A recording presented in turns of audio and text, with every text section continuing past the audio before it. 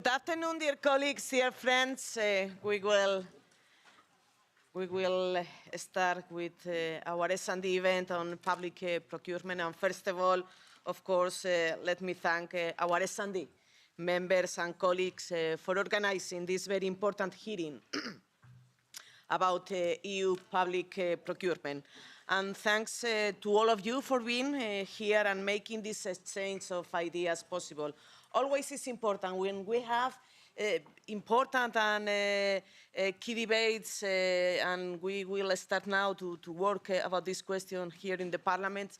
It's always important to have our open eyes very, very open and to have this opportunity to exchange with all of you. The start of this mandate is a crucial moment. The EU is a crossroad facing complex economic, social and environmental challenges that demand bold and strategic responses. That is why it's so important to speak about key legislation for this mandate. And public procurement is an important part of these strategic responses. It is a powerful instrument that can drive Europe toward a more sustainable, fair and resilient economy. The Draghi and Letta reports have made it clear. Europe must lead the way in building an economy that is innovative, socially inclusive and sustainable. To secure Europe's future, we must act decisively to strengthen our industrial base, accelerate the green and digital transition, and to ensure that economic progress translates into real benefits for our people and shared prosperity. This is the European social model. It's unique around the world, and we have, in these difficult moments, we have to insist on it. Of course, it's important for all of us to have economic growth, but if this economic growth cannot translate in a better life for everybody, really we will lose this European social model. In this context, the revision of the EU public procurement directives is not just a bureaucratic exercise. It is a vital tool for shaping a resilient, sustainable and competitive European economy. It is clear, to achieve our shared goal, we need to make sure that investment is directed to key sectors. Public funding and incentives should be tied to our shared policy goals, ensuring that investment drives clean energy, social progress, digital innovation, advances manufacturing and other areas that define our future. This approach will not only modernize Europe's economies, but will also make sure that the economy serves the collective good and align with our vision for a fairer, greener and stronger Europe. Europe's economy future depends on our ability to maintain high-quality jobs and social cohesion while transition toward a net zero economy. Public contracts should no longer be aware based on cost alone, but must serve as instrument of progress, championing fair wages, collective bargaining, social justice, and good working conditions. Public procurement should reward companies that invest in workers and in sustainable production, making quality, fairness, and environmental responsibility the guiding principles of our economy. Europe has potential to be the global leader in the green economy, and public procurement is a key tool to achieve this. The transition to a sustainable economy is not just an environmental imperative, it is an economic opportunity. And maybe we have to insist a lot in this economic opportunity. By prioritizing sustainable production, energy efficiency and circular economy principles in public contracts, we can accelerate decarbonization.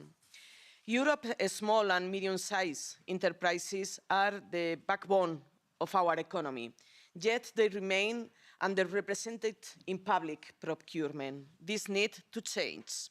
Supporting SMEs is not just about economic fairness, it is about unleashing innovation and strengthening supply chains.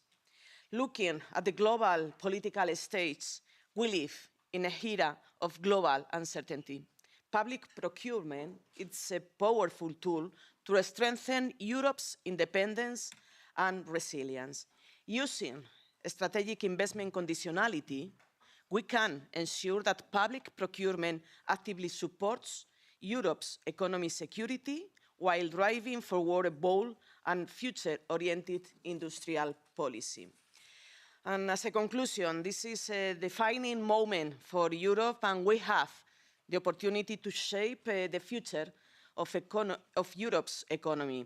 It is an opportunity to turn public procurement into a force for good, driving fair wages, high equality jobs, sustainable innovation and economic resilience. We, the S&D Group and our political family, know exactly what to do. It is our chance to set a progressive agenda in the interest of the people, one that others will follow. This hearing is a first opportunity to discuss and exchange the ideas. Together, let us seize this opportunity to build a greener, fair, and more competitive Europe. Thank you.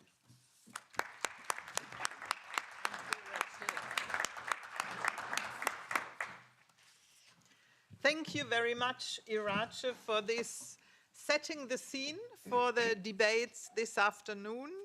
Dear colleagues, panelists, guests, I have to say it's a pleasure to welcome you here on this important hearing, and it's very good to see the room so filled with so many trade unionists, activists, politicians, and experts. And because we put this topic on the agenda because, as Irache said, this is the moment to do it. And this is because we are convinced, really, that public procurement can be really a formidable instrument to help the European Union to achieve its goals in social, environmental, and economic objectives. And that we really need to be able more directing public money, and here public money, I would like to emphasize again, is the money of the citizens, towards really sustainable projects, and that we with this can on one hand accelerate the European Green Deal that came and will come under a lot of pressure, but also very, very important for our political group is that we can foster good working conditions, social inclusion, and also support for SMEs and social enterprises. And this is for us to deliver on the European promise. And when we look at the directive, and Irache said it, the current European directive on public procurement has failed to meet these objectives in the past. And this debate is not new. Many of us I see here in the room, we debate this for 20, 30 years already, and we can see that these processes are complex, they are lengthy, they are unclear, and also give a lot of flexibility, especially on social and sustainable criteria, and this leads to a huge variety and uneven implementation in the different member states. And for many, and I'm coming from a country where this is the case, many contracting authorities still focus primarily on cost, really, rather than on broader social and environmental benefits. And also, this has resulted for us in really missed opportunities here. We can and we need to stimulate innovation, improve working conditions, and accelerate the green transition. This is why we are looking forward here to the opportunity and to use it as progressives, to use this opportunity of the upcoming revision. And I mean, I guess that's the majority, at least here in the room, that we are all people that believe that voluntary measures are not sufficient here to drive this change, and that we need really better regulation here. And we want to make these criteria I mentioned obligatory so that we can really make sure that public spending actively supports decent working conditions, empowerment of local communities, and also green innovation. And that would be a public procurement that serves the people. And I would like also to emphasize our message with a quote which might be unusual for a progressive, of Winston Churchill, who once said, "The management of public finances is too serious a matter to be left only to accountants." And I think it needs a strong political and progressive dimension here. And this is what we are going to discuss this afternoon with our distinguished experts, guests, also practitioners here, to make really sure that the euro that we spend on public procurement contributes really to the objectives and goals Europe have. So I'm very happy to have so distinguished speakers here, all the stakeholders and experts. And I can only encourage you to really actively take part in this debate that we will organize in 2 panels of around 40 minutes each, and it will be followed by really your opportunity for questions and answers here. And that we are looking forward very much to inspiring discussions, because we don't do it just to do it. We want to take all ideas, inspirations, proposals with us for the work ahead here. So we will start our discussion with the first panel on mandatory social criteria in public procurement. I'm very happy that you see to my right our employment coordinator, Estelle Keulemans, and she will be the moderator of this forum and get you all engaged here. So Estelle, you have the floor. Thank you, Gabby, and welcome everybody. It's a great pleasure to see so many people because it's a huge challenge also for you, and very important topics, as Gabby said, and also Irache.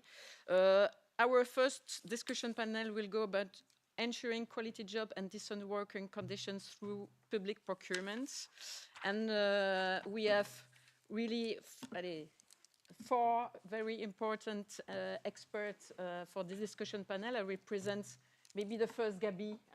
I don't really have to introduce Gabi, but just mention that she's our S&D rapporteur in Ample Committee for the Public Procurement Initiative report. It's also, but she's also our S&D Vice President for Sustainable Economy, Social Europe, and Single Markets. We will have also in this panel Esther Lynch. She will join us as soon as possible because she has had a meeting. But Esther is General Secretary of ATUC since 2022. And before, she was responsible for the legislation and social affairs for the Irish Congress of Trade Unions. And we have 2 experts also, Mr. Matthias Mauscher. Do I pronounce it? Is it okay?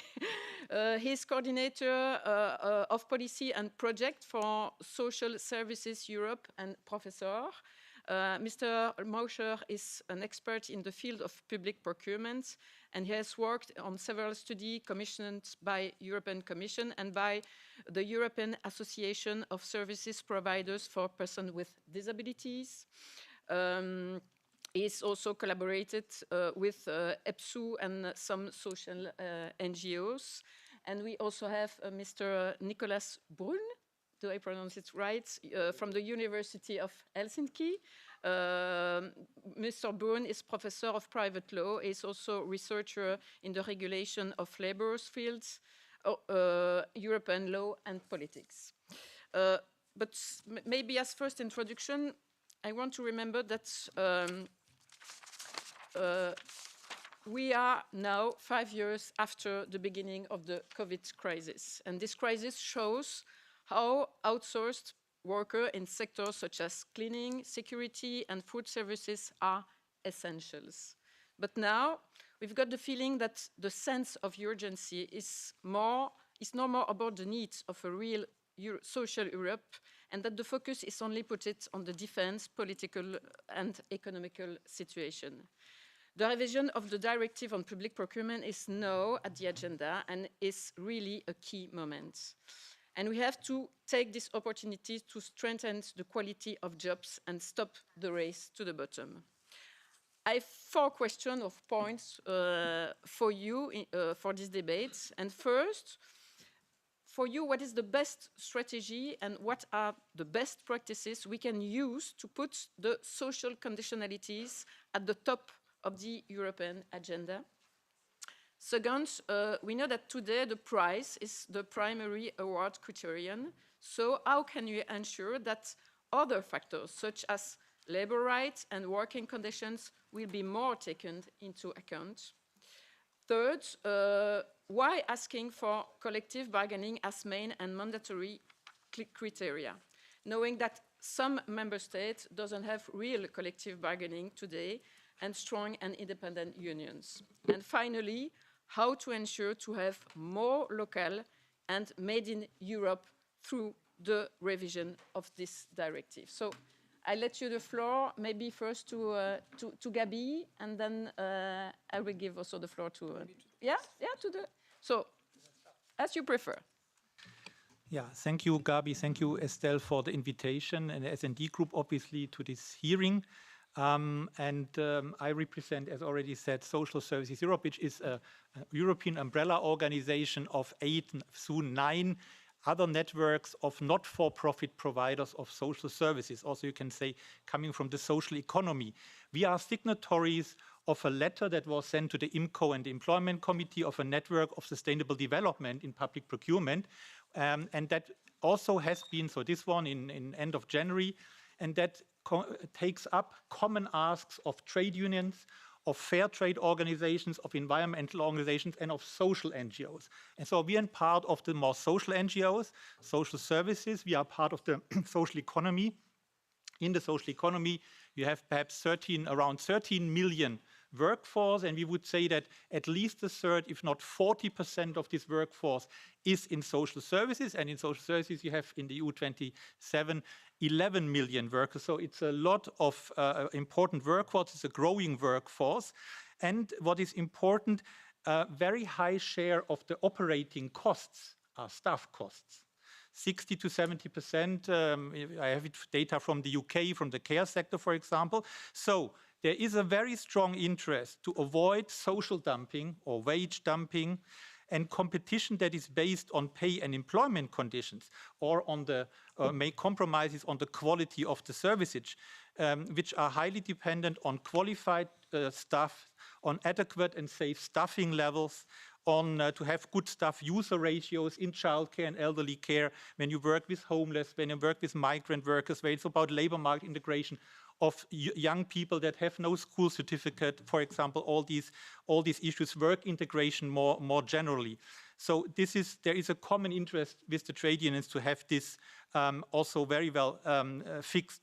And to also have a possibility for the human rights and the social rights of the users to be realized and not make compromises on this. And as I've said, it's a service of general interest. So we are part of the welfare state, of the social protection schemes in this case.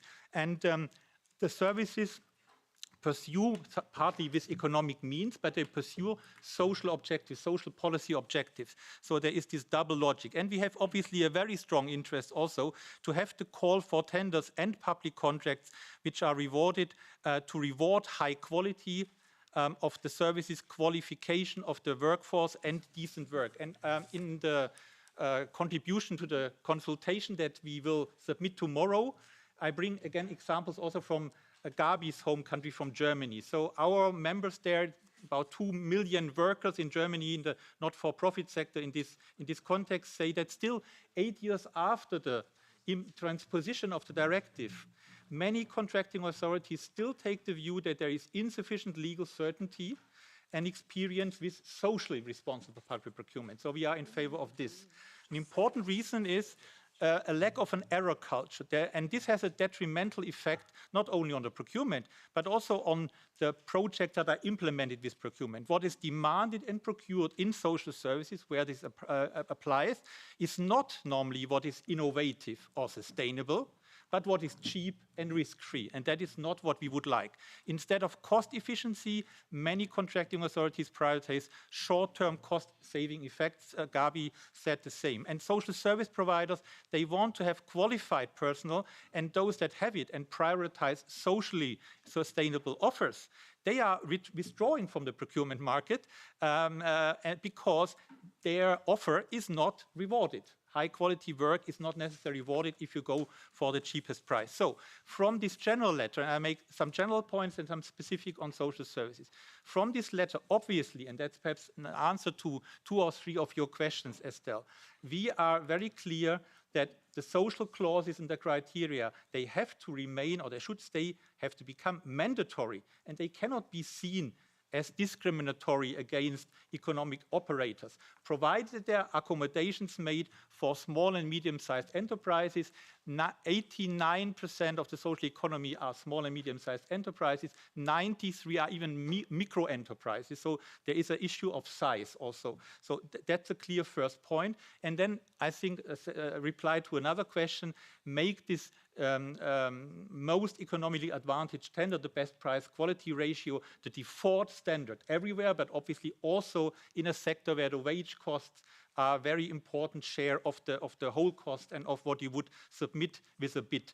And also obviously exclude abnormally low tenders from the bidding process. That's without any question, because in social services, low tenders are mostly an attack on the working conditions and on the pay conditions and on investment in training and all the other issues. So there is no question for this. I have seen that, Uni Europa issued a new survey, 6 countries, and they asked, what do Europeans want? So again, citizens' voice using taxpayers' money. And 65% of those that have been asked in 6 important European countries with the majority of the European population, if you count them together, want that public contracts are awarded based on price, quality, green and social criteria, as we. 72 want that public authorities prioritize companies with collective agreements. Same for us. Nearly 50% prioritize wages and working conditions that need to be prioritized in the criteria. Same for us.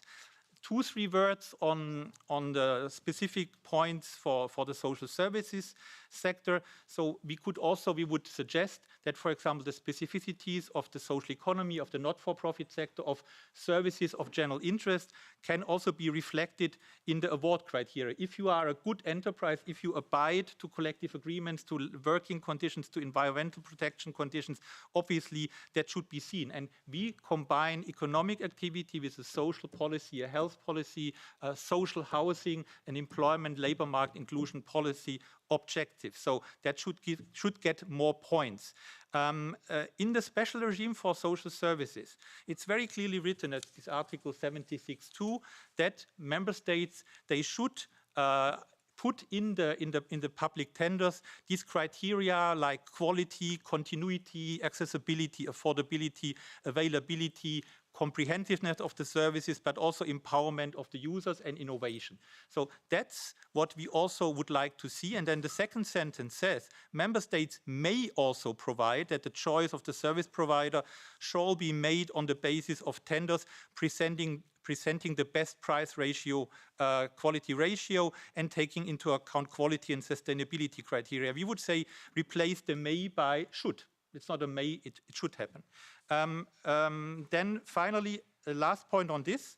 So procurement is not the dominant modus vivendi in the field of social services because there are services of general interest. Normally you have authorization regimes, you have grants. So we would like to get a recognition with an interpretive communication, something like this, that alternative models to procurement also have to have the same value as procurement, because in our sector It's normally a partnership with local regional government. It's cooperation models. This needs to be that needs to be rewarded and not competition based on the price. So please see that we are in a part of services of general interest with all the conditions, with the pursuit of social policy objectives and all the other labor market inclusion, inclusiveness, accessibility, inclusive labor markets, for example. So that needs to be rewarded and not be a challenge. So last reflection on this is the discussion. I was at a discussion organized by the E2C and the E2I, very well done on Monday. And again, we had a intervention from Austria, the Austrian local regional government, and that are our partners. So we fully understand that that's a question of size, as we said. So most municipalities are small in size. Social economy organizations, not-for-profit organizations, are smaller in size. So we need simpler rules, because otherwise smaller entities will not dare to take any additional criteria. And that was said on Monday also in this event of the E2C and the E2I. And it was brought up by many of the speakers on the panel, including Esther, Oliver, and also Niklas, that in a way there is this chilling effect. So the chilling effect, the fear of recourse to legal, to the courts. And that is what our members tell us since 10 years, that they would like to, but there is often an issue that the rules are too complicated, and out of the fear of recourses, they don't use the full range of this socially responsible criteria. A last issue linked to this size and also the capacity to take it into consideration in a way. So what I have seen, as you have said, I also do a little bit of research on this, on the Parliament study, but also in a current project going on that DG GROW even does with the social economy. The idea is to give better access to the social economy to public procurement. So we have said public procurement needs to be always, as the gold rule, socially responsible procurement. But what comes out there, I have been in training in 6 member states, between Belgium, Estonia, Cyprus, Malta, Bulgaria, Austria. So in all countries, that's linked to local government and social economy. People say, my municipal council says we want to do it. My mayor says we want to do it. So there is a political decision to go for quality criteria, to reward qualification, to reward that you work on inclusion, that you work on care, that you work on training, you want to support people to get back in the labor market, into society. So that is there. And then what happens, that was the example from the Province de Liège. So then the supervisory body, the Province de Liège, says, oh, nice, but you would have had cheaper offers. Why do you do this? We have austerity, you need to make savings, and the court of auditors. So the last point that I would like to make is that's from a real now 2 years of practical feedback why it's not happening. There's this chilling effect, but it's often not happening because the Commission has not given any guidance, or even more, to these supervisory bodies and to the Court of Audit, because what they do, these are the procurement technicians, and they look into the budget. Luckily, they protect our expenditure. They look how we use our taxes. That's correct. They should do it. They should fight against corruption, nepotism, for sure. It's not a question. But they look into the formalities. They look in, and formality, it's easy. Lowest price is easy, no problem. That we can tick the box. Putting in issues around collective bargaining, collective agreements, quality of the service, qualification of the workforce, these other objectives. This is more complicated. So for me, the very important practical missing element is not only tailored guidance and support to the local authorities that are of good intention, most are of good intention, nearly all, and to support these local regional government organizations, associations, and to promote the partnership and cooperation mechanism, but to really address these supervisory bodies in the member states and to address these court of auditors. With this, I conclude. Thanks a lot. Yeah. Thank you really for this first intervention. It shows very concrete highlight over this topic. I let now the floor to Professor Niklas Brun. Yes. Thank you. Thank you very much. Thank you for inviting me This is a topic which I'm working on. I have been asked by the TUI to provide a working paper on how to promote collective bargaining in the context of public procurement, and I think this will be available not later than early April, this report. I think that I have some slides, so I hope now you can start showing the first slide. You'll go to the second one, I think. Is it, I don't know, you see it here, yeah. Okay, very good. So my starting point, of course, is that when we discuss this, we have to look at the present situation.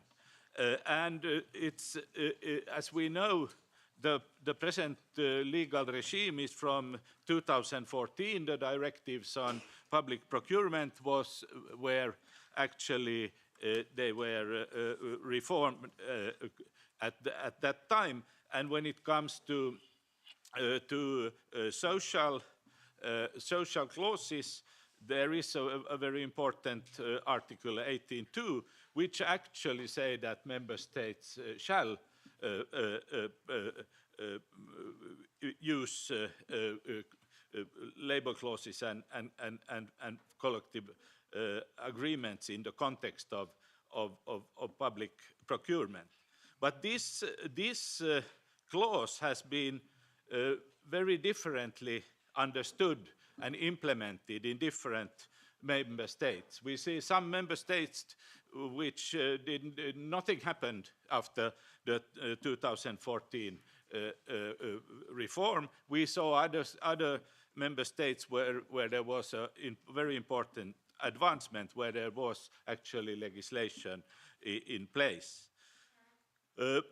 And so this actually is one argument for further reform, that there is a need really to harmonize, because now it's a very different scheme applying in different member states. Then I think it's important to understand that public procurement is actually one of the best tools the public sector have to promote collective bargaining. And actually, with the minimum wage directive, the public authorities have an obligation to promote collective bargaining under EU law. And I think if we look at the present situation, we will even see a huge increase in public procurement if we think about the security sector and spending for defense and other things. There we will have a lot of public procurement. So my point is that it is many reasons to move from optional promotion to mandatory promotion of collective bargaining. And the present problem really is that there are not clear guidelines on how to promote collective bargaining, and this unclear situation. We can take the next slide. Please, next slide. It's yes, please. Thank you. The problem when we think about regulation of public procurement and collective bargaining is, of course, that the industrial relation systems in the European Union, in the member states, is very different. So we have very different systems. We have this erga omnes extension models, we have sectoral bargaining models, and we have states where collective agreements predominantly it's taking place on a company level. And then we have different mixed models which combine this in different ways, and we have minimum wage arrangements. And next slide, please. If this leads us to the conclusion that when we design a legal legal solution for this promotion of collective bargaining, we really have to take into account these different systems, and one size does not fit all. And it must be a legislative framework that is flexible enough for different labor relation models. And we also have to respect the principles of freedom of association. We cannot force, for instance, employers to join employers' confederations, or we can not force anyone to sign a collective agreement. We can do a lot of other things, but there are some limits which we have to be aware of. And then, of course, we also have to take into account the basic principles for public procurement, transparency, equal treatment, and so on. But there is actually room for significant simplification also of the present system, and I think that should be one part of the package when we go for mandatory collective bargaining or mandatory collective procurement. So next slide then, what should be done? And I have actually listed a 9-point agenda where I have some points for legal reform. And I am aware that this generous 7 minutes, which I got to present the agenda, is a little bit tricky, but they are now listed here on the slides. So I hope you can then look at the slides afterwards.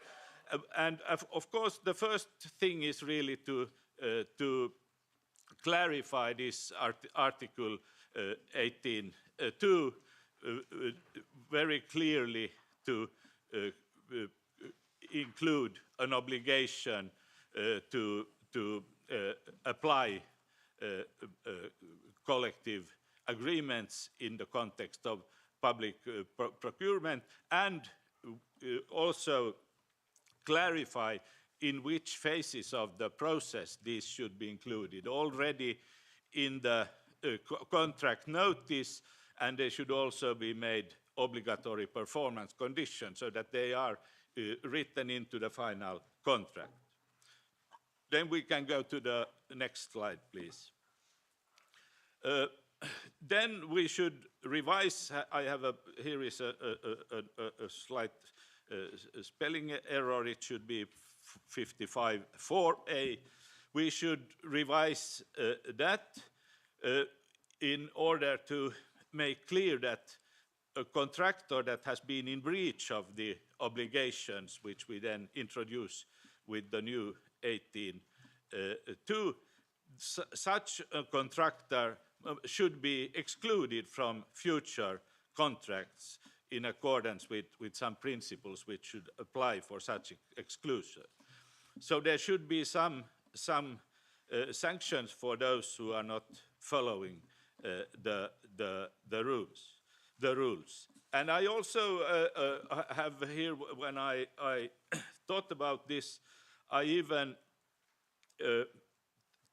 thought that it could even be possible to have a kind of official list of such tenderers and contractors that have been in grave breach of their obligations under the revised Article 18.2. There is in the present Public Procurement Directive, there is a list of, you can have some list of certain group of contractors, and I think such a list really would have a very positive effect when we think about half criminal and companies which based all their activities on social dumping. Next slide, please. Then I think that when it comes to award factor, and this is very important when we are speaking about company bargaining, the award factor, there should be given extra points for those tenders that can show that they apply a collective agreement, so that you get extra points in that context. We also should clarify this concept which we have in the present legal regime, the requirement that this award criteria should be linked to the subject matter of the procurement. This is a quite unclear concept. I myself think that when we are dealing with contracts where labor is performed, where there is a lot of workers involved, then of course collective bargaining and wage conditions are linked to this contract and to the subject matter. So we can go to the next slide, please. Then I think we also can think of introducing national targets for increasing collective bargaining coverage in the context of public procurement. We actually have seen in the context of environmental public procurement that there can be some targets included, and that this would fit well in with the rules that we now have in the minimum wage directive. And then my colleague here already spoke about this abnormally low tenders. At present, there is a very heavy burden of proof when someone wants to exclude a tenderer due to the fact that the price is abnormally low. And I think it should be much easier. It should actually be the tenderer's task to show how is it possible that the tender can be abnormally low in spite of the fact that normal wage standard is applied. And finally, I think we need to discuss the question of adequate sanctions to be applied for failure to observe and apply the provisions of labor clauses when we have a public contract, and there of course should be in some cases withholding of contracts, but there might be other sanctions that are more proportionate. So I think there is a lot that can be done here if we want to achieve public procurement that is really promoting collective bargaining. Thank you very much. Thank you. Yeah. So, thank you, Professor. I invite everybody to take note from this study, which is available on ETUC it's forthcoming site, because it's incoming. It will be public Okay. Quite soon. Because it's very important, and it really answers to the question, why is collective bargaining the most important monetary criteria we are asking for. So thank you very much. I let the floor to Gabi now, and Esther will join us in a few minutes. Thank you. Thank you very much also to our guest speakers. I mean, what do you want to add after these two presentations? But let me emphasize and take up some of the proposals and try to put it in a more broader picture. I mean, really, when you look at public procurement, we know that it's about 14% of European GDP. And then you discuss about, we said already, it's the money of mainly the citizens we are dealing with, about that this is 2 trillion euros each year if you add it in all member states. And I don't know about you, but I'm a very visual person. And I had to ask myself, okay, oh my God, how many zeros are 2 trillion euros. It's almost too much to imagine. And I can tell you it has 12 zeros. It is a huge amount of money. And imagine that you could take this huge amount of money to use it also to achieve the goals that Europe already has set. It's nothing that we are inventing new, but that we want to be directed to support the Green Deal, to support quality of work, to support inclusion here. And we know that this opportunity of the revision is therefore very important to address the failings that were presented here.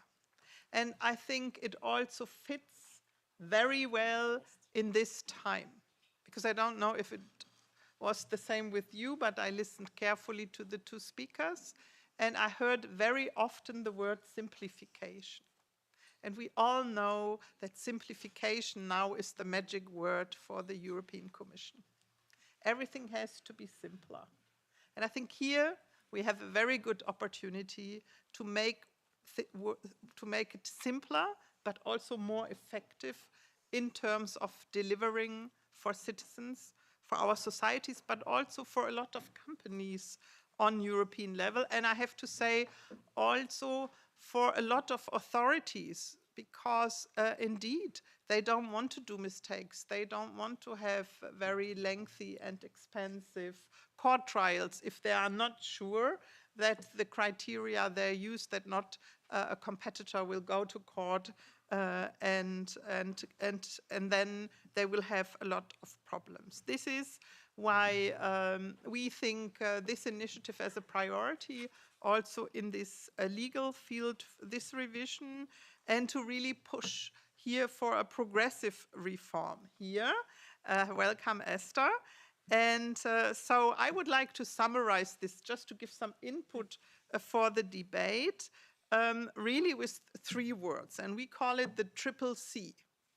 And the triple C means conditions, control, and consequences. I think that was your presentation, if I have to cut it very, very short here.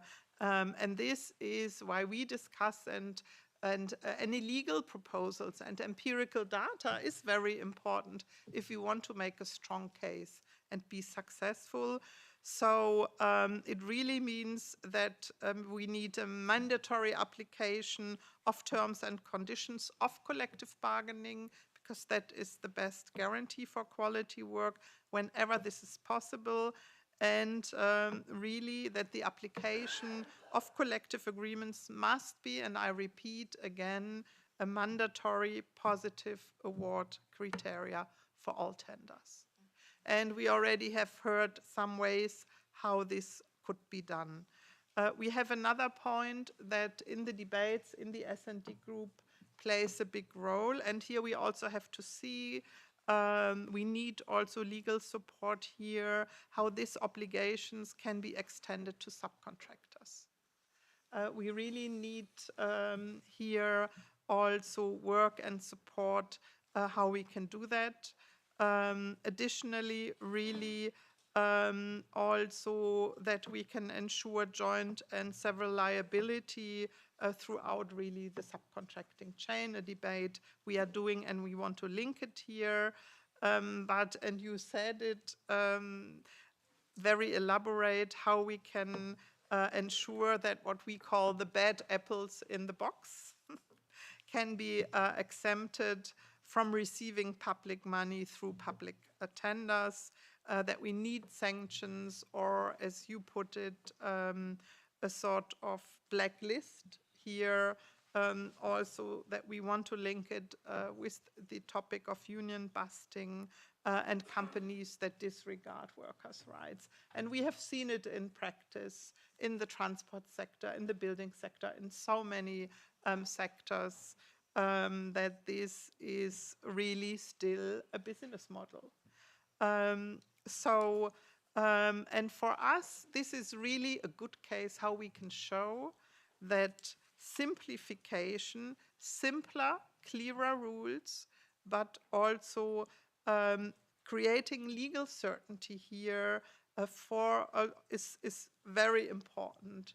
And without that, it would not be possible to, in the end, really have a different practice than we have today in many member states. We also have member states that are already really advanced, really good. We have heard some in the ample committee, but in the majority really needs legal certainty. And also for us, it's a question everyone is talking about competitiveness after simplification. That's the next thing. And I think also here, this can lead to a competitiveness the European way as we do it, if we really have here innovation, quality goods and services, fair prices, sustainability, and including good working conditions and fair wages. So for us, therefore, we want to use this opportunity really to fight here for a strong social dimension of European public procurement framework. And we want to make sure that taxpayers' money does not continue to support social dumping, exploitation, and unfair competition. And this is really our way of European competitiveness. And with this, I will stop and maybe hand over back to Estelle, because also Esther arrived, and that then we have time to open the debate. Yes, thank you, Gabi. As you said before, to have a debate, I would like to warmly welcome Esther. We already talked about very important topic in this debate on the revision on public procurement directive, and first focus was on the social services, then over the collective bargaining as really mandatory criteria.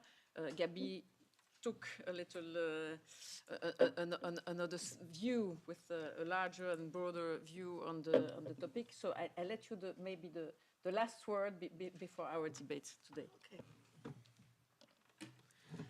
So I'm really, really sorry for being late, but we were just over signing the Social Dialogue Pact. And so there were the employers and Ursula von der Leyen, and I was aware that everything was running over and it was this and the other. And then I was saying there's some point at which all of these declarations and statements and promises have to be made real.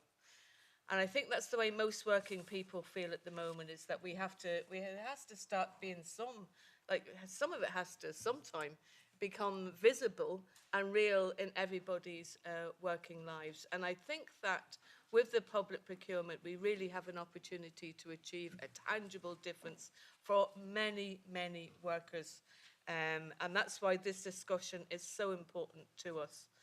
The only way that you really have dignity at work is when you can join together with your workmates and bargain with the employer. That's the only way you get the power in the relationship to have the type of dignity that all of us want to have. None of us want to, be under. None of us want to work in a relationship where the boss says jump and you say how high, and that's the only thing you're allowed to say. None of us want that. So all of us want to be able to join the union and bargain for a fair wage and a decent day, and the dignity of having a negotiated collective agreement with your trade union. That's why the work that you're all doing is so important. Now, I'm going to be super short because I'll have a chance to comment at the end, but also because I've seen so many of the trade unions who have been so active on this in the audience. I see Oliver Rotig and Uni Europa, who I'm sure will tell us a bit about their study that shows very, very clearly that people want this. I see also the unions from Sweden. I see some from EPSU as well. So there's lots of trade unions here who can speak much more, say, on the ground of what a difference this would be. I'm also really happy that you invited Nicholas, because Nicholas does something magic. He busts the myth that we can't do this, busts the myth that it's against ILO conventions, busts the myth that this is not possible, and busts the myth that I know the employers are walking around the town at the moment saying, which is that this is contrary to the right of employers not to bargain, which is news to me that there was such a right. But it will be interesting to hear what people's concerns or what people's questions are, and I'd be very happy, Estelle, but to thank you and Gabby so much for advocating for this, for championing this, for leading on this, and then also we'll soon be celebrating your delivering this. Thanks so much. Thank you, Esther, for for your support, because it's really kind of reciprocity also. So maybe I will let now the floor to the room and to your question. So I've just already one there. You can and maybe present you first and yeah. Slavica Ozelac, European Federation of Building and Woodworkers. I would like to make a comment and a suggestion. Some of you here in the room already have heard what I will say, because this is now the third event on public procurement this week. But it's good that we meet that often and to discuss this also with a larger audience. I would like to recall that back in 2014, we were quite happy about the revision of the Public Procurement Directive. So when I was reading the documents from the past and also from ETUC, so the spirit was very, very positive that these new directives will go into a right direction. And then, so how and why did it turn wrong? I hear that we want mandatory social clauses, but this is probably not so much the issue, because if you read the text, and Niklas was also highlighting it, that it says shall, so public authorities shall apply measures, phone is ringing, measures to apply social and labor law and also collective agreements. So it's maybe not that. And when I was reading the guide of the Commission on how to procure more social, in the introduction it says, so I will read out, as a public buyer, you can consider social objectives throughout the entire procurement process, and here it comes, provided these are non-discriminatory to the companies and linked to the subject matter of the contract. Niklas already mentioned the subject matter principle, that this is tricky. So what I can see, I'm not a legal expert, but I can see that in this not bad text directive, there is a clause which can, bypass this obligation of applying. So we should tackle these clauses how that this should not be bypassed anymore. And here my proposals for a revised public procurement directive. And I would like to make reference to what Gabi was saying on simplification. This is the spirit in which we are now, and the Commission is very keen on that. Here, a proposal from the construction side, what we can simplify, and Gabi mentioned also the problem of subcontracting. So in our sector, collective agreements are not that much an issue. It's simply that in a long subcontracting chain of X subcontractors, you can't control any collective agreement anymore and can't be sure that collective agreements exist there. So our proposal is to limit the change up to 2 layers and stop. So it's much more easier. You will have an overview who's on the construction side, and you need less inspectors to inspect these subcontracting companies. Voila, so here a very concrete proposal to make it so not only should not only be about controlling the subcontracting chain, it should be a limit. So after 2 layers and stop. And in some countries this is the case. There is a law on that, so it's possible legally. And the last suggestion, what we think is a good tool, also it comes with simplification, is some kind of accreditation system, so some kind of a white list of companies, so that they are screened and checked by a higher and bigger authority, so that smaller entities in public authority have easy access to this kind of wide list and know immediately, okay, if I choose one of the companies from this list, I'm fine. And a small public authority of maybe 1 or 2 people does not need to go and control a large number of bidders. That's all. Sorry to be a bit long. Thank you. Thank you for your question. I will take the 4 questions that I've seen at the moment, because there is a second panel, and maybe the other people will have the opportunity also to ask their question for the second panel, and maybe shorter question if it's possible, because I let the other answer after. Yeah. Thank you. Oliver Rötig from Uni Europa, and Matthias was mentioning already our survey we brought out. So what the clear message is, there is support among the population, and of course you are elected by the population. So I think the European Parliament should heed this, and not only the people who are in this room from the S&D, but many others as well when I look at the majority. And from the trade union side, I mean, that is also the message we can bring. And we heard the construction workers, we heard Esther.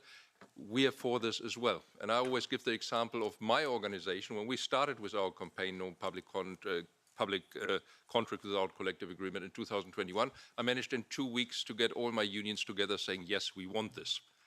And normally, unions take a long time to come up to a position. So this is absolutely clear. This is what we want. And picking up on Gabi, my visualizing the impact that public procurement has, it's 5,300 euros per inhabitant of Europe, of the European Union every year. So that's a lot of money for many people. So we should make sure that, that we leverage this. And Niklas was really giving a good outline what can be done. Very easy from our experience is we just want to have a box which basically says, do you have a collective agreement or not? And you tick it, and if you say no, you don't get any brownie points, and if you say yes, you get brownie points, which makes it easier for you to get the contract. The key point for the whole thing is, we have a storyline by the European Commission, by employers, which says we are discriminatory. If we ask for a social Europe for social condition. It's the other way around. I mean, it's totally unacceptable that people who undermine other companies, who undermine working conditions, good services in our society, basically get a contract, basically hurt us all, and then really shout into the round that they are actually the ones who get hurt when we want to rectify it. Thank you.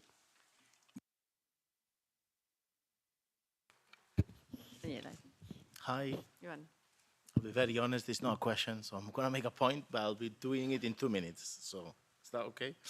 My name is Pablo. I work for the European Federation of Public Services Unions. So we organize the workers in the public administration that actually do the tendering. And as social partners also for the local and regional government, we also have this feeling from our employers in that field, although we also do health and social service and so on, but very specifically on the municipal and regional level, something that Matthias was saying, there is a will, but there is a strong constraint in many places, particularly when cities are in debt. And let's face it, many, if not most cities in Europe are not flamboyant in money. So they are under pressure to actually be pushed to the lowest bidder. Now, these are internal market rules, what we are discussing. This was historically sitting in IMCO for a reason. And it's good that it's moving away from that. I'm nothing against IMCO people here, sorry, but there has to be, well, there is a link between this moving away and elements such as the strategic autonomy that the Commission is actually starting to talk, such as buy European. So for us and for our also social partners, the idea is a very old idea in a way of promoting the local economy and promoting regional development is something that has to be really entrenched. And there are mechanisms to do that. I mean, Slavis was saying white lists. For example, taking the French example, if you are a company of what the French call l'économie sociale et solidaire, so the social economy for sake of argument, you're already registered in a place. So you should already have these brownie points. But the other issue that we believe has to be entrenched and ingrained in a higher way is through taxation and transparency. In order to ensure that those that promote the local economy and pay taxes locally do actually get extra points when they try to do that. And that is the sort of, I mean, we're still at the beginning of the legislative process, but this fast-track way to actually promote those that actually pay the fair dues. And let's face it, here the burden of proof has to be in the bigger companies who do tax evasion, not on the small company locally who is a cooperative of 10 people. So I think that is something, and it's been 3 minutes, not 2, but something that we should look into. Thank you. Thank you. And I let the floor to Johan. Normally, in the plenary, we have just 1 minute, so I let you the floor for 1 minute. I will also, contradictory to the plenary, try to make a question, actually. Thank you. First, very much thank you to all the panelists, Swedish member of the Socialist Group. And I mean, we will have this fight together, the unions and our group, for sure. And I mean, from the speakers, from UNI, from the construction union to EPSI, I think we can all agree on the demands being put forward. But perhaps, since Niklas is here as well, a more technical issue, because at least in Sweden, we are facing a problem, I think, in the legal debate, that it seems like we are in a situation where we can put specific demands on the micro level, in this one single specific public procurement, like limiting subcontracting. I'm on the point that this is allowed, we should do it, we should go forward, but the legal discussion back home is that, yes, you can do it in the individual procurement, but there would be an infringement of EU law if we said that in general, in our national public procurement law, we should limit it to 2 levels of subcontracting. This is one example. But is there something in the directive that needs to be changed in order for the national level to do this general social provisions, not just on public, on collective agreement? I think you have outlined perfectly how that could be done, but also on these flanking measures to get rid of companies. Well, this is one example, limiting subcontracting, but you might find other ways as well. Is this something in the directive that needs to be changed to open this possibility for member states? Thank you, Johan. It was more consideration or remarks and just a question. So I let you maybe pick the consideration or remark that are the more important for you, and maybe let's begin with Nicolas. No, I think Micro. So this was the last question was. It's not so easy to answer on a general level, but it is, of course, if we think really about simplification in this context, I mean we need to get rid of this approach that you say that in every case you have to try to make a proportionality test, and you have to go through all circumstances, and then you can decide. I think that also that we could think a little bit of what has happened in public procurement is that it has been a huge business for lawyers, because in all countries, member states, we have legal procedures, a huge amount. When a company loses a competition, they go to court and they say that yes, this, and we have a legal expertise going for this. I think it would be a good idea to make some little study of how much cost is involved in this, if we think about simplification and why not competitiveness.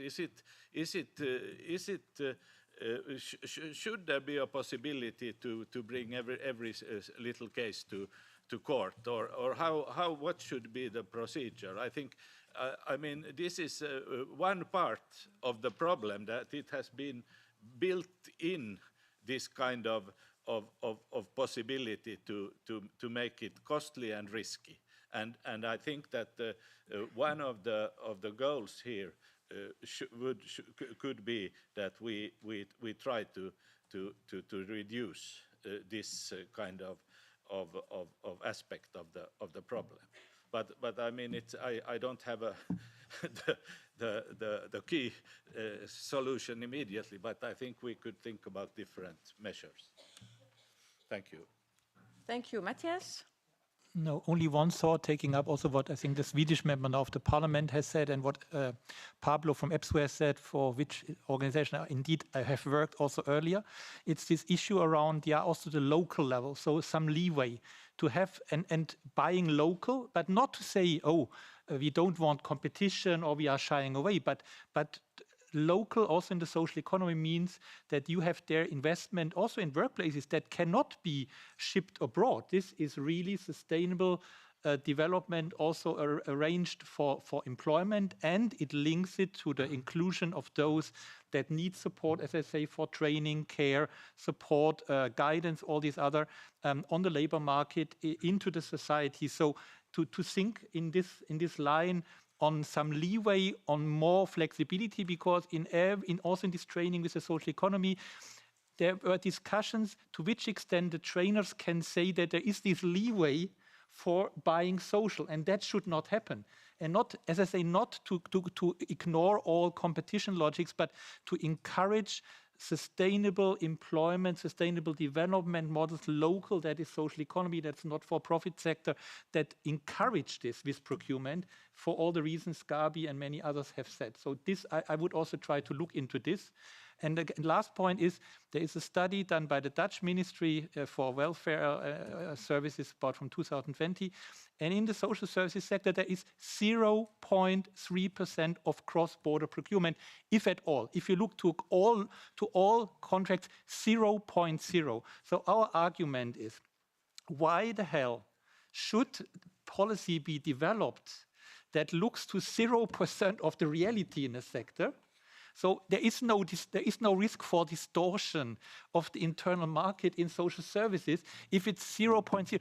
Commission, show us, please, the other sector where you regulate, and you regulate on the basis of 0.2% of the reality. You need to regulate on the basis of 90.9% of the reality, and this is not cross-border. So there is competition in a country, all good, fine, fair competition, but please regulate there where we need to regulate in line of simplification, and where there are real risks is in our sector, in the social economy. This is other economic model that is not on expansion and is not on creating distortions in the internal market. Please take this into account.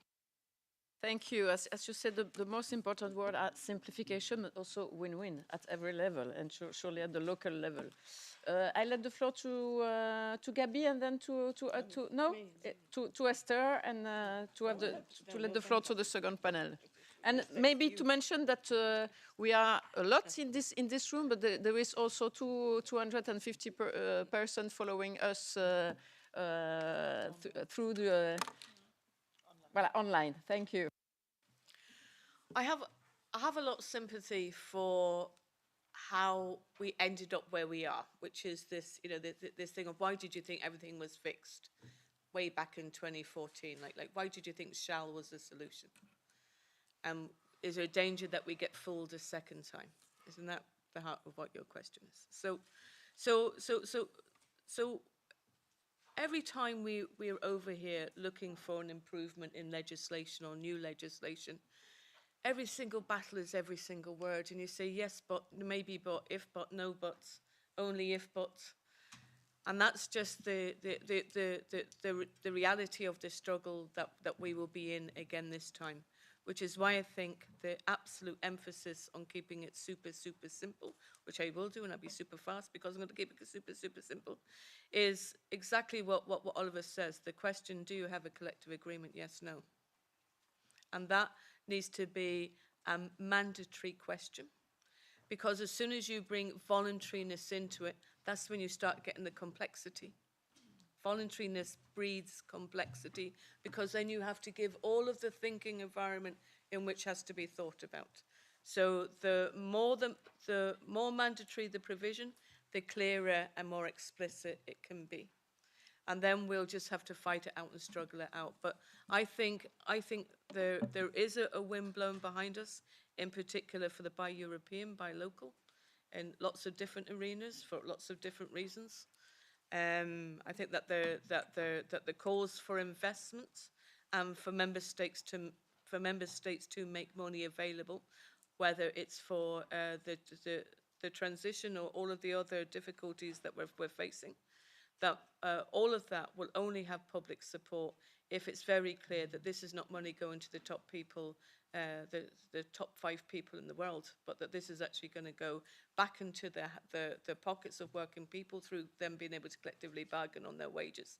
And as Pablo says, on fair taxes and everything else. So people expect more from public procurement than they ever did before. I think they're entitled to expect it. I'm just want to say the reason I made my way to be here on purpose is not because I have much to say, but to absolutely demonstrate the united trade union commitment behind this demand. And then also to say it can be done simply. We don't need to overly complicate it. But look, we'll be together on that journey for the amendments and the ideas and the opinions and everything else. But really want to thank Estelle and Gabby for all of your leadership already on this, and for having this event, and for giving an opportunity to trade unions to include our demands as your demands. Thank you, Esther. But I will really thank all the panelists and our experts, and give the floor immediately to the second part of the debate. But the link is clear, and with the competitiveness and the importance also for the revision for the SMEs. So thank you very much, and see you. So I invite all the distinguished guests and speakers for the second panel, and my message also is here. We are very happy to have Laura Ballarin, our S&D IMCO coordinator, and we know that the main competences is with you, my dear Laura. So also a lot of the burden. But as you can see, here is a room full dedicated, and Laura will be the moderator of the second panel, and will also introduce all the distinguished guests that we have here. And to lose no time, I will immediately give you the floor. Thank you so much, Gabby, and thank you so much, colleagues. It's a full room, and I think it shows the high interest that this topic raises in a year of reflections towards the proposal of the Commission for the revision of this directive. Before I give the floor to this high-level panel, and thank you all of them to join us, I would like to introduce the discussion by saying that we must leverage public procurement as a strategic tool to lead the way for a more competitive Europe that focuses, among others, on stimulating the participation of SMEs to lead the transition to a greener and more self-sufficient Europe.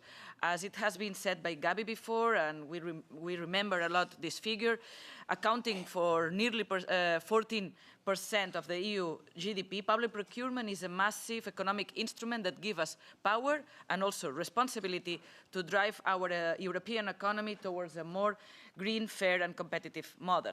In this regard, Letta report underlines the need to enhance SMEs' participation in public procurement in order to allow and facilitate them to be part of the EU ambitions for digital and green transformation. SMEs are the backbone of Europe's economy, driving innovation and employment, supporting their participation also by tailored attenuation and some simplification.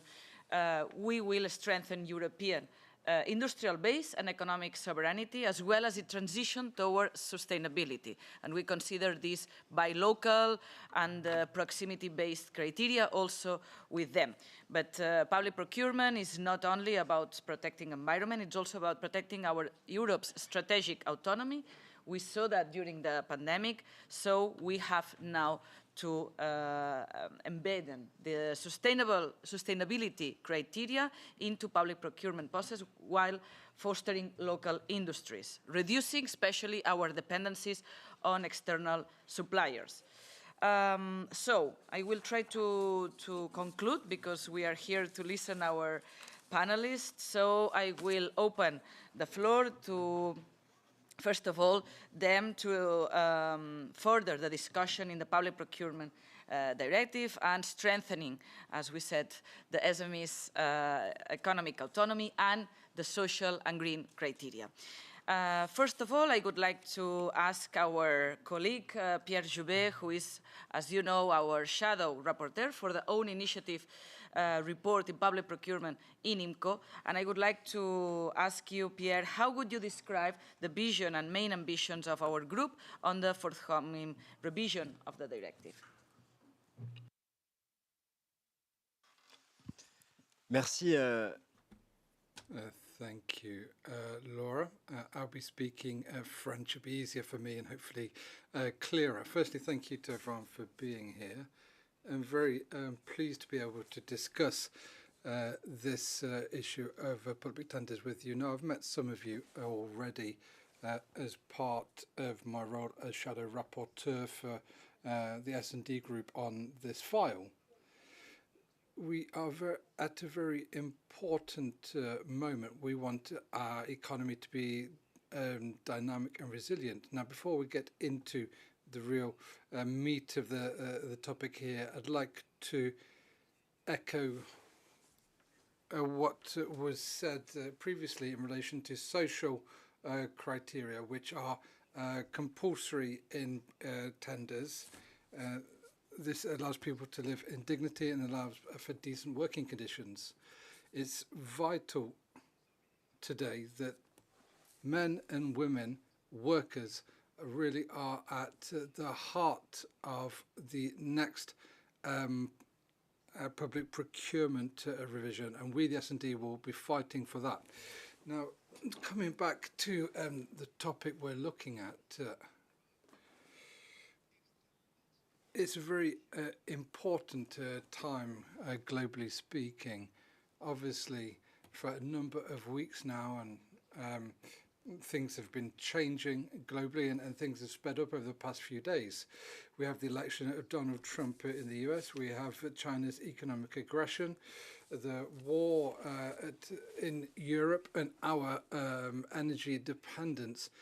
Undermines our businesses, creates problems for our businesses, and means that we, the Europeans, need to focus on our interests. This is a change, and this all comes at a time when climate change is getting worse, and the impacts of climate change are becoming more significant. We're seeing extreme climate events, as been in recent months in Spain. We've seen the increase in sea level as well, and there's a huge loss of biodiversity on a daily basis. Now, the European Commission and the European Council want a simplification shock. Now, Gabi has said this is the answer to everything. Apparently, simplification. What does it really mean? It's deregulation. That's what we see things. It's autocratic powers taking the reins of the global economy. We think this is a strategic mistake. Deregulation is dismantling some very clear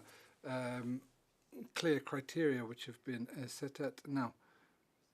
Now, businesses may save a little bit of money on their reporting requirements, but this simplification won't actually create economic opportunities. And I've been meeting with lots of people, and you've highlighted this.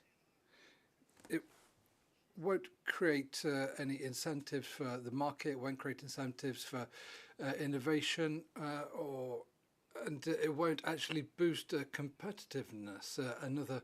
Competitiveness is the other word on everyone's lips right now.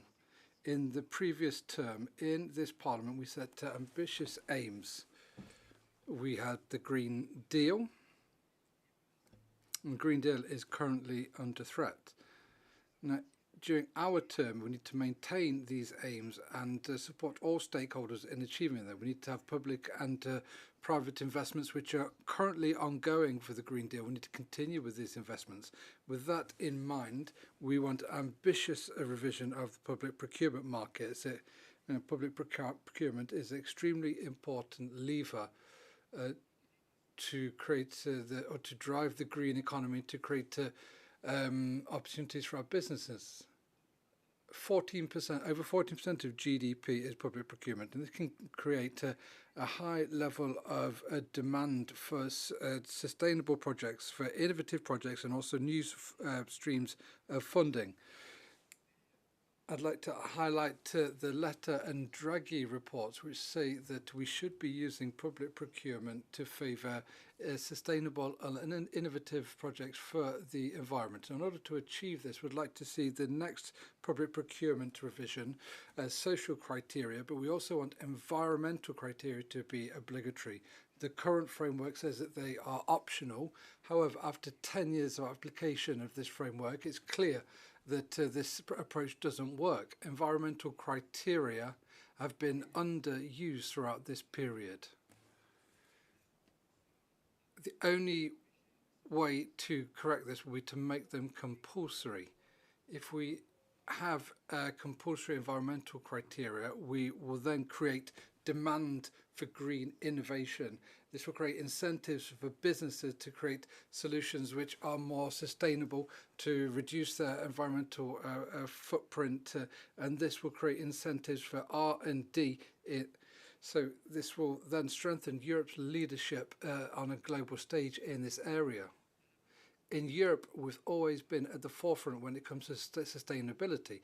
We've always set or with setting a compulsory environmental criteria, will create a virtuous circle and a virtuous market for green products in Europe. This would be an extremely clear signal to investors and to consumers. Europe is the breeding ground of innovation. We will attract capital and will then further strengthen our competitiveness on a global scale. It's also a clear commitment to citizens. Our citizens are aware of environmental issues and they want to see sustainable consumption. Citizens want to see specific measures taken by institutions. Now, with these environmental criteria, we will meet this expectation and we will build trust with the citizenry. Clear environmental criteria and binding criteria is absolutely vital for the next reform of public procurement.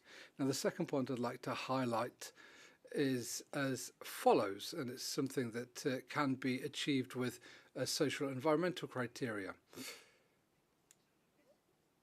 So this is public procurement to strengthen resilience and allow for strategic autonomy of our economies. This can be done by including a preference for European produce and local production. We can then favour European production, and this will favour SMEs in Europe and European industry in general. European industry is jeopardised by unfair competition from outside the EU. Now, this could be done in a number of different ways and could be supported by binding criteria that I've already mentioned. It means that this production can't be subcontracted outside of Europe. Now, as I said, this is absolutely urgent and we need to focus on our strategic autonomy.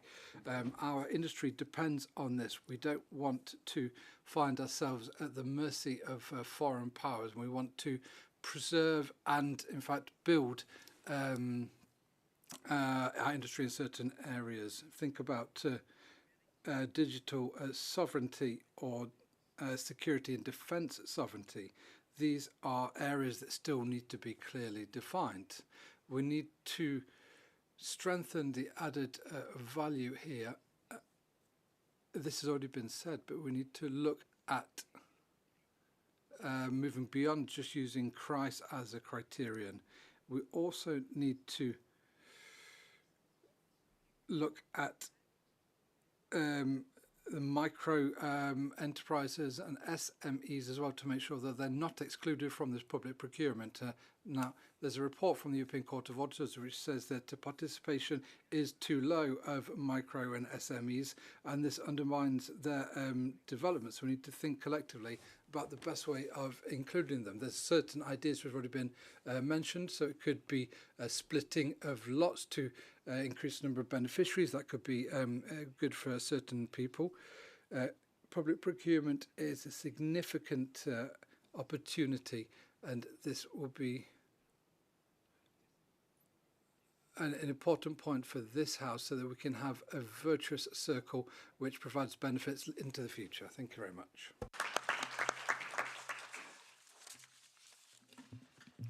Thank you so much. Pierre, I think you touch many of the issues, the priorities for the S&D group in this very important negotiation, which won't be easy, we know, but it's of high importance for businesses and citizens. And now I will give the floor to Jai Krishna, who is a Senior Policy Officer for Industrial Production at the European Environmental Bureau. From your perspective, Jan, what would be the main challenges of the next reform of the directive concerning sustainability and climate change? Thank you. Thank you for inviting the European Environment Bureau for this hearing. My name is Jai Krishna. I work with the industry team, and we have a presentation. It's fine.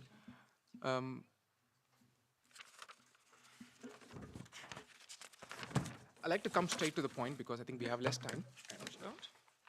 It's okay. Continue. So I like to come straight to the point, and I'm waiting for the slides to come. Anyway, so we have a few environmental issues, and in the sense there are some obstacles in the procurement directive, and I like to say that we're not the experts in procurement, and having heard the first one session, I feel there are a lot of other issues which needs to be addressed and a lot of simplification needs to be done, but we're not from that perspective. We're coming purely from a how to achieve lead markets, how to make industrial decarbonization accelerate in Europe. So first barrier we find is, I think the slides are a bit off order, so maybe I'll just speak.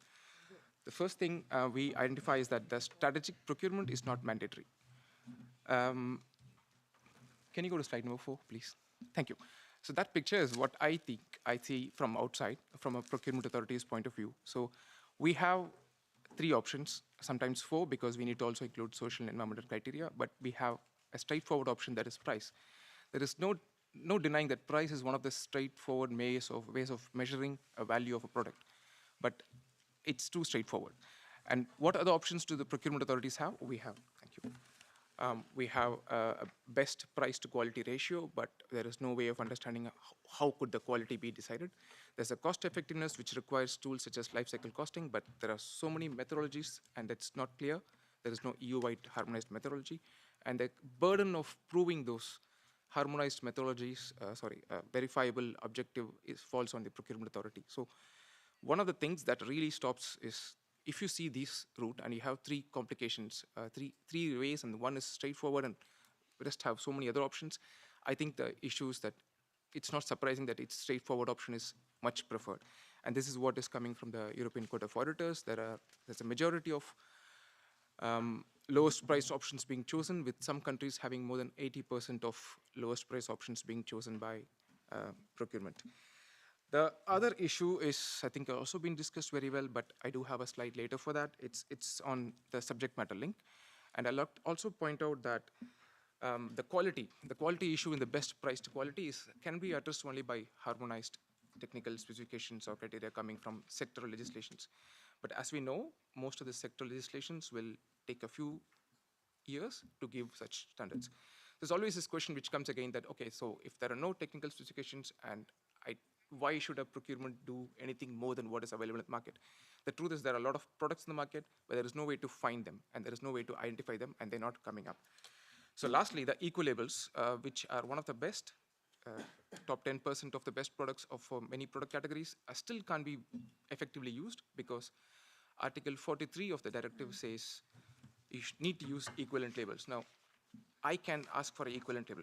It's fair because there are so many eco-labels across the EU, but to assess an equivalent label is not going to be possible for a contracting authority. The minute an equivalent label is put up and someone offers an equivalent label which is not the national labels, then it has to be verified. So a lot of things really stop the way to go forward, and the easiest way is usually preferred. I'd like to move to the next slide, which just shows you an idea of, this is from the Netherlands. I'm actually thankful that the government of Netherlands did this elaborate analysis, because such analysis is quite difficult. And it covers all the procurement. All the procurement from the Netherlands is 85 billion euros. Now, can it be really linked to strategic lead markets? No, if you look at the sectors, you have construction, you have transport and energy, which is all high. And if you look at the right side, if you look at, that's the relative climate footprint, that is how much greenhouse gas emissions are being emitted per euro of procurement that is happening. In that, you can see that energy is quite high. It's obvious, because as long as fossil fuels are there, there will be high greenhouse gas emissions on energy, but that's acceptable. Construction, machinery, transport and mobility, and electronics and telecommunications are on the top 5. So there is a lot of cutting edge technologies which are waiting to be used here on construction. There's a lot of hard to abate sectors with emission intensive industrial products, which can be used in strategic procurement, and this is a way of doing it. Also, I'd like to point out that the analysis just used 2 sources. First is the material flow data from economic accounts, and the second one is procurement spending, clearly segregated by the CPV codes. So those 2 things are required to do this analysis, but that's just a thing. Can you move to the next slide, please? So I'd like to ask, why can't procurement have a clear goal or a target? It's not surprising to have goals or targets. So we do have the Paris Agreement, we do have the European Union agreeing to a net zero goal by 2050, and we even have a sub-target of 40% by 2040. But so can procurement aim for net zero targets is the question. If you go back to the route map I showed you, it's clear that the too many options are actually the complication why it's complicated. It could be simpler if you have most clear options and leave most of the exemptions where you can address price-only criteria and all the stuff. Instead, the 3 options. Back to the point, can it really help increase circular material use rate? Now, the circular material use rate is a specific indicator that has been used by the 8th Environment Action Program, and it's well established and is measured at member state level. So can it be done? And it can be done, and it's already established in the Clean Industrial Deal, where the package says that it could be doubled, or 23% is the expectation by 2030. Likewise, can it also have environmentally and socially responsible goals? This is a part we are really finding it difficult to incorporate, because it's just difficult to measure for us as an environmental organization. But I think we really need to have this as a goal. It could be a growth and share of how much contracts we have with the environmental social conditionalities, but it has to be inside. The answers are right there. You can also see that 11% of the total greenhouse gas emissions in the EU is from procurement, and 25% of the construction sector is covered by procurement. So there's a big significant part procurement can play here. Likewise, I'll also like to point out that this procurement can be made a bit more targeted using just the common procurement vocabulary codes, which are dedicated and useful for procurement. And some of this, the question about administrative burden, it can be solved if there are more efforts put on how to get data without really making every authority report on every procurement in the entire EU. I'd like to move to the next slide, please. So again, this has been touched. It's not surprising. It's a common problem across many environmental and social issues. It's across the directive in many places. It has a chilling effect on contracting authorities. It's been said by many. Thank you. So the question I want to really make is that asking for a third-party verified Paris Agreement compliant transition plan is for an economic operator for a product or service is not the same as asking for, do you have a low carbon product? But is it actually too much to ask? Because it's true that I come from a very industrial point of view, but I see the Industrial Emissions Directive, corporate sustainability directives have action plans, transition plans being demanded by economic operators, installations. So it's not really off the mark for a procurement authority to be ambitious and ask these things. But this is a big factor. I'd like to also flip to the last slide. I think this is a big factor, but I don't know how to touch about it because it's such a complicated factor. And if you look at, no, not the last one, sorry. It's been touched upon for 20 years. We have seen that thresholds are a difficult complication, but it also have to be remembered that 70% of all procurement data is just not available for anyone to make informed policy analysis. Also, understanding that this is linked to the global procurement thresholds, and it's just a bit difficult to understand why should a non-EU company and an EU company have the same threshold. It needs to be separated. It's been lowered or not is a different question, but it has to be linked. Yeah, I think these are a few points. I have more points in the presentation. You can always look at it later. Thank you. Thank you so much. Sorry, but we are running out of time. We have also 2 more speakers, really interesting, and I'm sure that you can share the presentations with those who are interested in all this data. And now I will give the floor to Miguel Benito López, Director of Administrative Procurement Coordination Services at Barcelona City Council, who I must recall, I think he's the only panelist who is a representative of the public administration, so your insights are very important for us because it's really crucial to understand the other side.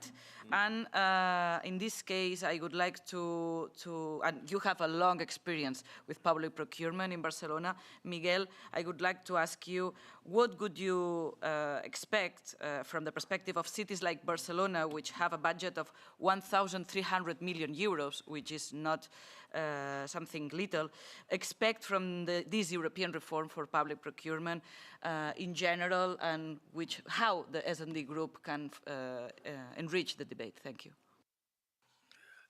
Bueno, gracias por invitarme. Well, thank you very much indeed for inviting me along. I'm going to be speaking Spanish as it is easier for me. Now, obviously what we are really looking for is legal certainty, because we are not preparing services or products, but rather cycles. But the norm does not give us the tools to look at the advantages and disadvantages in all of those cycles. Now, we can also talk about the social or labor conditions which are created by public health and pension systems, but there is no way that we can compare them, and that is why our proposal would be that all of this be incorporated in a European regulation and make it easier to compare different production systems and look at all of their benefits and drawbacks across all fronts, including social and environmental fronts.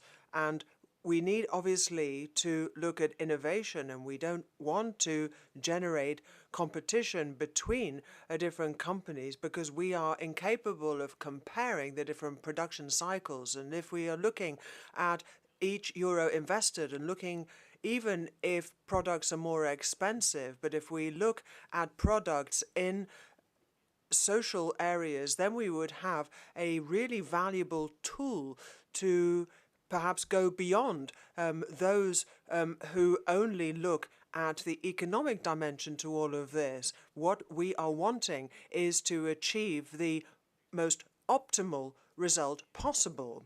Now, obviously, we would therefore want there to be European regulation as well as indicators which would be directed towards that objective and make sure that all European member states use the same models or establish similar models based on similar metrics, but at the same time the legal operators need to have an easier time of things and make it possible for them to boost their competitiveness and also perhaps waste less time on these processes.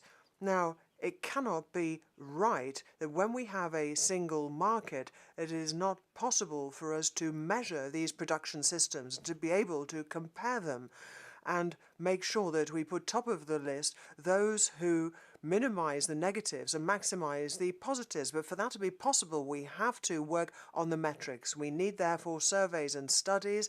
Yes, of course, we need to simplify, but at the same time, if we need metrics and standardized documents, that way we can carry out comparisons. So if we are able to apply regulations, then we have to make an effort upstream.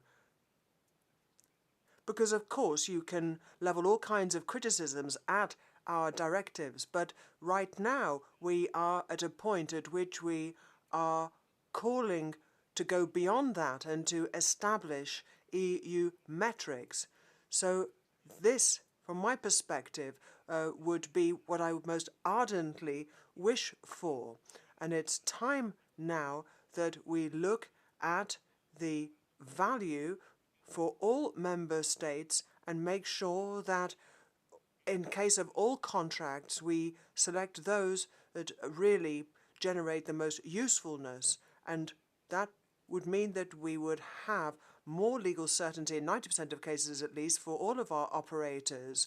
And I would echo what other panelists said. The worst thing is the legal uncertainty from our observations. That's what we need to work on. Quite simply, therefore, I believe that this is the avenue we should explore, continue down this path, legal certainty, and make sure that we have legally unimpeachable parameters and indicators. Thank you. Muchísimas gracias, Miguel, por una explicación muy... Thank you very much, Miguel. That was extremely specific, and I think is born of your experience over many years in public contracting. And thank you very much indeed for having shared your experience with us, and I hope you'll field questions if anybody wants more details from you. Panelist, Mr. Caranta, who is a renowned professor at the University of Turin, who has done a lot of work on the issue of green public procurement. So in this sense, Mr. Caranta, we have said the letter report stressed the importance of sustainable procurement strategies for a green and competitive transition in Europe. According to you, how the new revision of the directive can have an impact on the European competitiveness, and especially the enhancement of a made in Europe industrial model. Thank you so much. Thank you so much for having me. I have some slides, so please let's go immediately to the second one. As you have already pointed out, public procurement now is becoming a tool for many policies. It's the internal market, sustainability, innovation, resilience, and these days is also more and more industrial policy. Having the idea of a European preference is the idea that we need to repatriate some strategic production. And this, of course, is important for public procurement, again, the 14% and so on. The point is that so far, a lot has already been done in the past legislature, especially in 2023 and even more in 2024. But it is not well coordinated, next slide please, with the public procurement rules. I think now is the time that the general public procurement rules take stock of what has happened and bring these forward. There is a need for coordination. And, okay, we are waiting for the omnibus, a bit scared, but as far as I've seen, the proposal is not touching the provision on public procurement. And I hope it will not touch the provision on the public procurement, because this is really an important lever, because it's the lever to go beyond the link to the subject matter. And we have already been told that this link to the subject matter is really having a freezing, chilling effect on public buyers. Is the idea that I don't care how ethical is a company. I just care whether it is ethical when it is working with me, which doesn't make, honestly, any sense. And the corporate sustainability due diligence provision on public procurement, including the recital, can allow us to go beyond. So my colleague was saying, oh, we should consider, for instance, you have signed a contract with the trade unions, you get extra points. This is only possible if we go beyond the link to the subject matter. Also, but again, it was already said, we needed to rethink exclusions. and also made them easier, like whitelist, blacklist. I also think we really need to provide some help, like help desk, EU level, national level, to help contracting authorities to really change their focus, but not just the focus. I totally agree with what was said in the first panel. You needed to change the way auditors reason, because otherwise contracting authorities, public procurer, they will try to go the easy way, not taking a risk, because these people are not understanding that public procurement has been changing for the past at least 11 years. And so there is a lot of need to address not just procurement, but everything that goes around the public procurement. And these, of course, must be done taking into account also SMEs, their part. There are already provisions like subdivision into lots that was already mentioned. What more can be done? Simplification. And I think there is one message that is not clear enough. Mandatory doesn't mean complication. Mandatory actually can mean simplification, because you know what you do. So the idea that mandatory is complication is just the neoliberal approach that any rule is complication. No, there are rules that are helping in making things clearer. So mandatory criteria will be useful for contracting authorities, but also for contractors, also for SMEs. They will know what is the limit, what does the contractor, the contracting authority want to get. And we need, and this is my slide basically, to really harness, guide what discretion is left, next slide please, to the contracting authority. And I think we need, it's many aspects, but one aspect that was already referred to is Article 18.2, sorry. I think that there is one thing that must be done. 18.2 is not enough to have member state shall. It's contracting authorities shall. Is putting an obligation on the level of contracting authorities so that they do what is mandatory by law. We are not asking them to go beyond what is mandatory by law.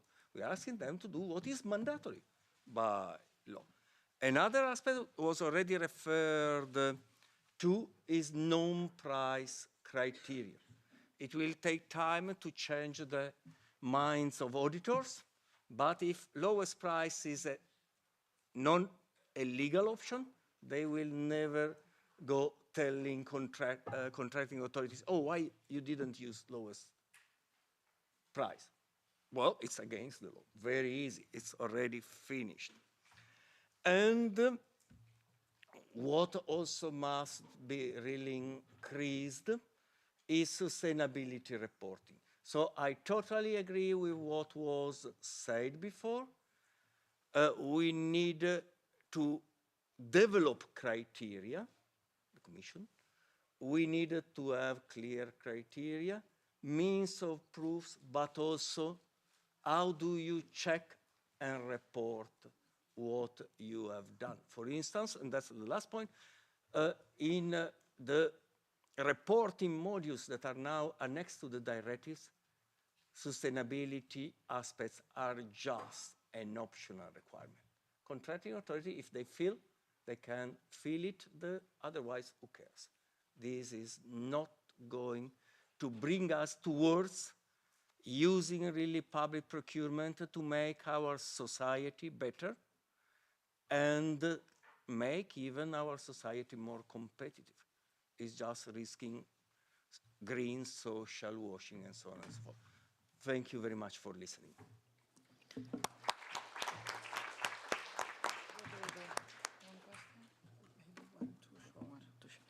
Thank you so much, Professor. Very interesting. We are running out of time, so we will have 2 questions, very short. And I have to say that, to be fair, Miguel didn't use the same amount of time of the rest of the panelists. So if any of the questions are addressed to him, I will prioritize that one. This is for Miguel? Okay, then you, and then, okay, you, one-on-one. Annika Eberstein, I work for Philips. So we obviously are a company that responds to tenders. And a full agreement that we need mandatory environmental weighting and criteria, so we get actually a return on the investment we make in sustainable innovation. I have a question to Mr. Krishna regarding your position on the threshold, because obviously there's a lot of... Sorry. Too long? Yeah, because I asked a question for Miguel, and you said yes. So you addressed it to another panelist. Oh, sorry. Be short, please, and then I will take 2 more, and hopefully, because that's what... I'm just asking, so actually Mr. Benito Lopez can answer that too, regarding the threshold. So if you as a procurer think that the threshold should be lowered as well in the directive to expand the scope. Thank you. One here, maybe one here, very short, and then the panelists will answer. Thank you very much. This is Francisco Herrera from Food Service Europe. Food Service Europe is the contract catering business association. So very briefly, a comment from the employer's side. We are fully aligned with the call for best value and for limiting the price, so it's very welcome what Professor Caranta said. With our social partners here, we have a joint declaration on collective agreements and public procurement. But I wanted to raise a concern of having mandatory sustainability criteria for food procurement, because there is simply not enough sustainable food, organic food. MEP Jouvet has mentioned that we have floods in Spain. It's not a question. No, so my question is it really important to introduce mandatory sustainability criteria in line of the floods, droughts, lack of organic produce? It has been mentioned also in the panel that we have droughts and climate change concerns. And to help SMEs, is it really the way to go to introduce mandatory criteria? Thank you. Thank you. Finally. Thank you very much. I'm Belén Martí. I'm representing the healthcare sector for a medtech innovator. And I wanted to ask, all of the panelists, I have not heard today healthcare, and I wanted to ask all of you, where do we have healthcare in the agenda? As we have, specifically on the healthcare sector, we have patients dying because the technology and the process of procurement is taking longer than the patients that are awaiting healthcare delivery, and also because more than 70% of the procurement is based on price. What is your thinking about that? Because me, as a European citizen, I'm really concerned that we are procuring the lowest technology, the lowest delivery of care, instead of looking into what is best for improving the outcomes of the citizens. Thank you. Thank you so much. So 1 minute each, you can do it. You start, Miguel, and if...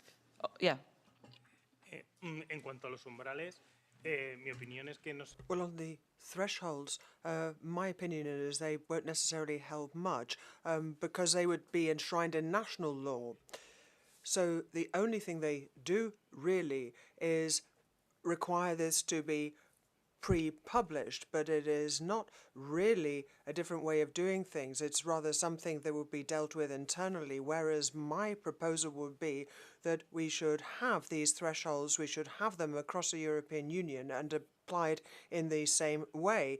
Now, on the environmental requirements that you alluded to, yes, obviously, you've got to look at the price of a product, but if you do so without factoring in the environmental repercussions, that's looking at things from a purely economic point of view. And I think that this criterion, sustainability, is such that it has to be measured. You've got an avocado from Peru, for example, in economic terms and environmental terms, it is much more expensive than something that is produced, locally, so at kilometer zero. So, obviously we've got different typologies when it comes to services at national level, and we've got, a social economy and, a welfare state, and so you've got social health and cultural factors, and those, of course, might be reserved areas when you're talking about the social economy, and then if you've got delegated competences that might be out with the purview of the public authorities, and so you might have non-profits, for example, who might be running health or social facilities. 1 minute, Professor, and then 1 minute, Jan. Thank you. Well, very fast. The problem is to have mandatory criteria that reflect the actual reality, that are based on serious market research, but also that are already ingrained for growth, to allow the market to grow, to tell the market, okay, demand for this biofruit will grow from 10% this year to 30% in 5 years, so that there is time for reconversion. And of course, agriculture is lower than other areas. In other areas, the market, because of technical reason, can respond faster. Thank you for the question. Thank you for your question. If the question was about should it be reduced, yes, I think it should be reduced, but I should also keep in mind that these are not coming from 2014. They're coming much earlier, and there's 20 years of separation of how the systems have worked in the member states and at the EU level. So there's a lot more consideration to be done. So one of the suggestions was probably to look at how we can improve just the monitoring, not necessarily report everything back or bring everything under the same thresholds. So that was my suggestion on that. Thank you.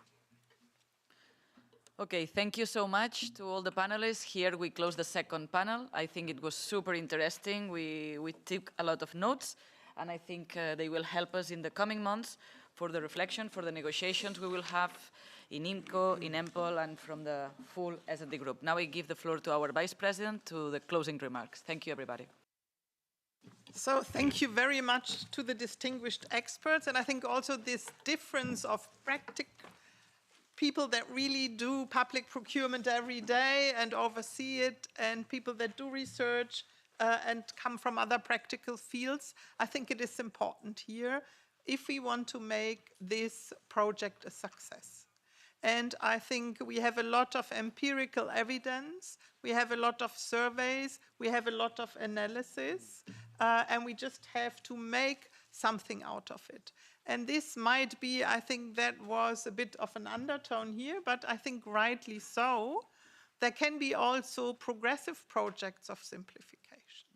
That doesn't mean deregulation, but really mean simple, clear legislation with a high level of legal security, and at the same time using 2 trillion euros to deliver better for citizens, consumers, and society, because what we haven't touched is, but what you touched also is the cost of not doing so.